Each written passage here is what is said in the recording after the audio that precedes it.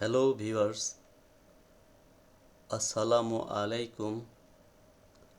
আজ আমি এসেছি এক অসাধারণ কলেজে, দইখাওয়া আদর্শ কলেজ, যেখানে বই আর মহান ব্যক্তিদের প্রতিকৃতি দিয়ে সাজানো পুরো ক্যাম্পাস, যা আপনাকে মুগ্ধ করবেই। এটি বাংলাদেশের রংপুর বিভাগের লালমনিরহাট জেলার হাতীবান্ধা উপজেলার একটি এমপিওভুক্ত কলেজ। জানা যায় এটি 1999 সালে প্রতিষ্ঠিত হয়েছে। এখন আমি আপনাদের একটু কলেজটি ঘুরে দেখাই। দেখুন, অসংখ্য সব বিখ্যাত বই দিয়ে সাজানো। বলা যায় জ্ঞান অর্জন ও শৈল্পিক মননশীলতার মাধ্যমে আগামী প্রজন্মকে আরও বেশি সৃজনশীল ও উদ্ভাবনী করে তোলা। ভিউয়ার্স, দেখুন, এটি কলেজ বিল্ডিং, সুবিশাল কলেজ মাঠ।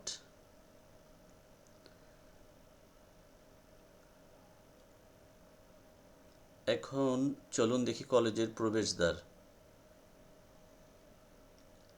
যা তরুণের আদলে অসংখ্য সব বিখ্যাত বই দিয়ে সারি সারি করে সাজিয়ে গড়ে তোলা হয়েছে, যা অসাধারণ এক নির্মাণ শৈলী।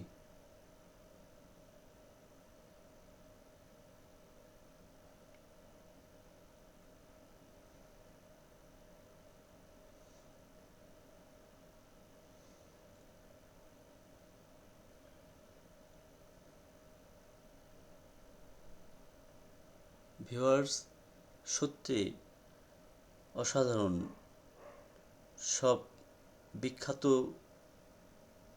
বই।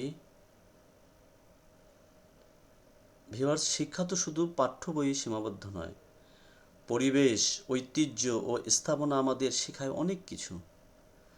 দইখাওয়া আদর্শ কলেজ সেই শিক্ষার যেন এক জীবন্ত প্রমাণ। প্রতিটি স্থানে জ্ঞানের ছাপ, প্রতিটি কোণায় ইতিহাসের গল্প। দইখাওয়া আদর্শ কলেজ শুধু একটি শিক্ষা প্রতিষ্ঠান নয়, এটি একটি অনুভব।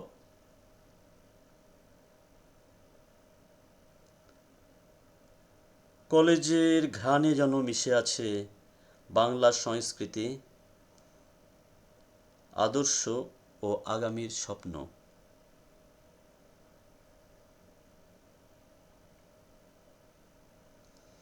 বইয়ের গন্ধ ও মহান ব্যক্তিদের প্রতিকৃতি মিলে যেন আলাদা জগৎ তৈরি হয়েছে,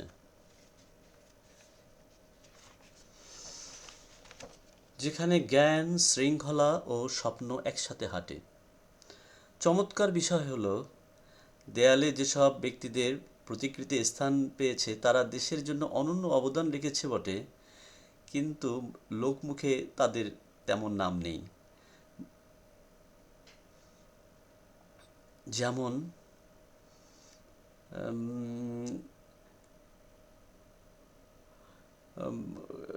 গহের আলী, যিনি পেশায় একজন ভিক্ষুক, 2 কিলোমিটার সড়কের দুই ধারে 12,000 তালের গাছ রোপণ করে তিনি আলোচিত হয়েছিলেন। হরিপদ কাপালি, হরিধানের উদ্ভাবক, যিনি পেশায় একজন কৃষক।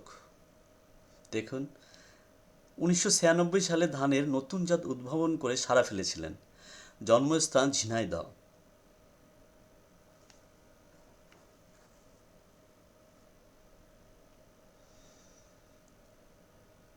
ওকে ভিউয়ার্স, এই ছিল দইখাওয়া আদর্শ কলেজের এক ঝলক।